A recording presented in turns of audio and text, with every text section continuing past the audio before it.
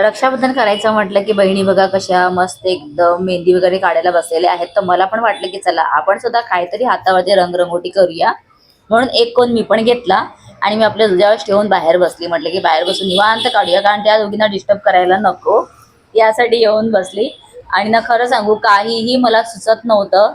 शेवटी डोक्यात माझ्या जसं येईल तसं मी आपलं एक मस्त फूल काढायला घेतलं. खरं तर मला छानपैकी मेहंदी काढायला येते, पण ना आता असं झालेलं असतं की दिवसभराच्या कामातून मी एवढी थकलेली असते की कधी कधी वाटतं की नको, फक्त एकदा हातावरनं गोळे काढूया. तर हे आपलं चालू होतं आणि इथे ना आता ताईने सगळ्यांना मस्त एकदम उपवास खायला दिला. आणि थोड्याच वेळात आमचे सावजी आलेले आहेत आणि सावजीने म्हटलं की चल मी तुझ्या दुसऱ्या हातावरती मेहंदी काढतो. आणि त्यांनी मेहंदी काढण्याचा प्रयत्न केला आणि तो एवढा छान झाला की मस्त छोटस असं त्यांनी फूल काढलं. खूप भारी वाटलं. तर माझी अशा प्रकारे मस्त हातावरची मेहंदी तर झालेली, पण अजून त्याला ना बोटांना भरायचं राहिलेलं होतं. आणि इथे ना ताई आता मस्त सुबीजच्या साखरपुड्याच्या फोटो जी आहे मावशीला दाखवत बसलेली. तर आता पूर्ण हात झाल्यानंतर फटाफट मी आता बोटं सुद्धा भरून घेतली. तर चला आता ह्यांचं पाहूया. आणि जाऊन बघितलं तर ह्यांचं अजून काहीच झालं नव्हतं, म्हणजे अजून मेहंदीचे डिझाईनच शोधत होते.